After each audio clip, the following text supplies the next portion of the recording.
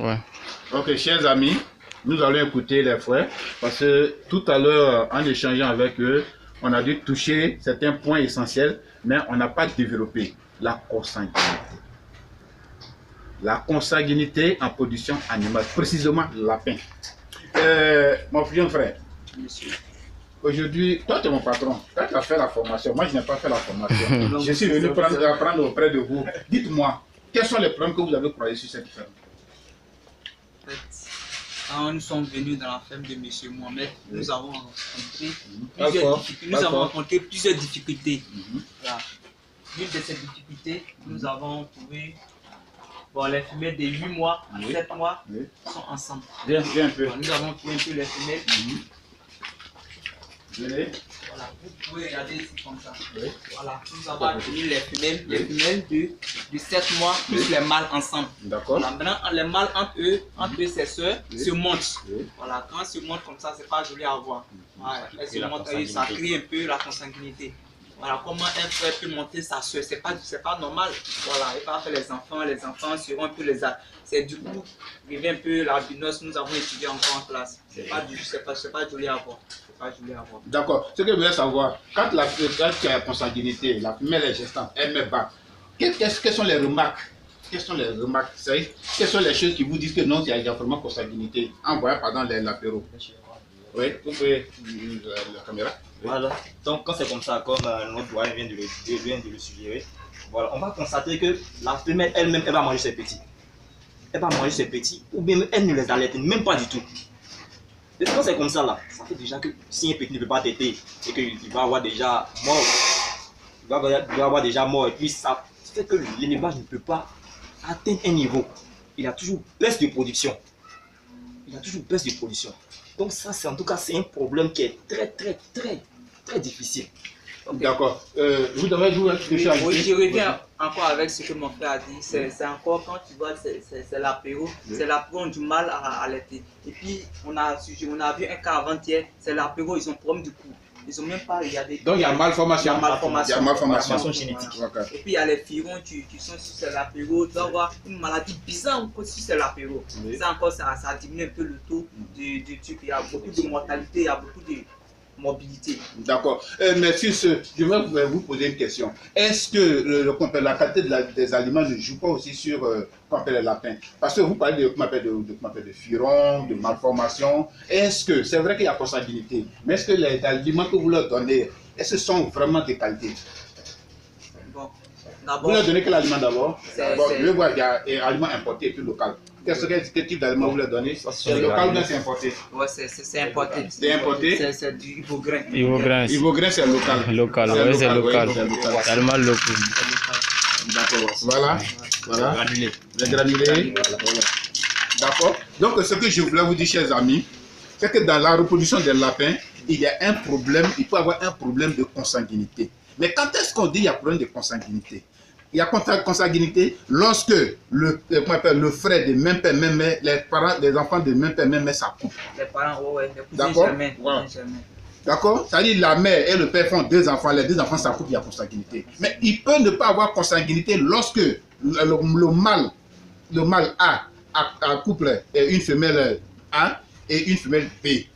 Et la femelle B met une femelle, elle fait une femelle. Et la femelle B fait un mâle. Les 2 peuvent s'accoupler, il n'y a pas de consanguinité. Mais quand c'est direct, il y a problème de consanguinité.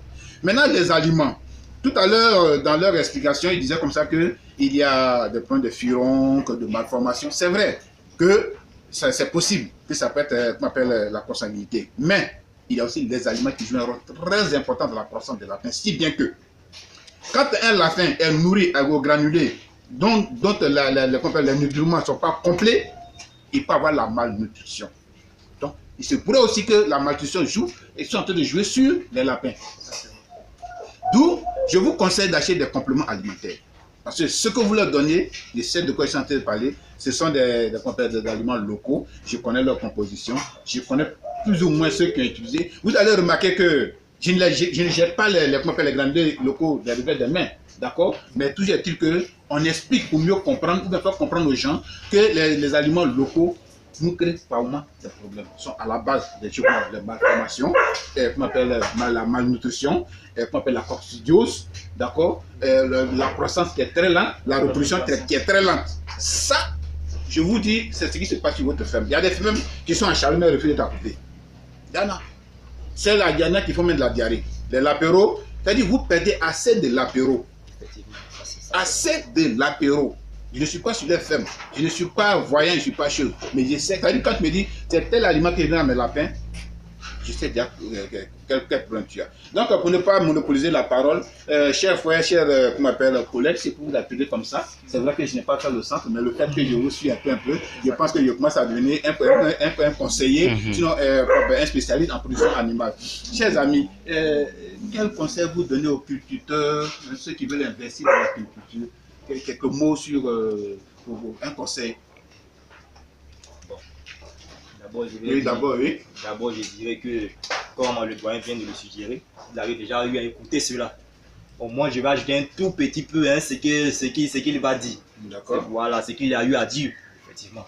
Donc, c'est pour dire comme ça que l'élevage, quand tu veux commencer, d'abord, il faut commencer par l'hygiène. C'est l'hygiène d'abord. C'est l'hygiène d'abord qui est le pilier de l'élevage. S'il n'y a pas d'hygiène, en tout cas, il y a maladie. En plus de ça, il y a l'alimentation. Déjà, même nous, nous sommes ici, nous constatons que c'est pas commode. Et les lapins n'aiment pas le bruit. Le bruit à côté, partout, non. Ça ne peut pas marcher. Ça ne pouvait pas marcher du tout. Mais on est obligé de faire avec. Ils sont venus trouver. Donc, nous essayons, en tout cas, on essaye un peu de pallier à ce truc, à ce fléau-là, mais bon.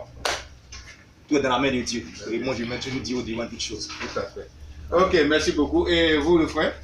C'est ce que mon frère vient de suggérer. Quand tu veux commencer tes débutants, il faut savoir choisir tes sujets.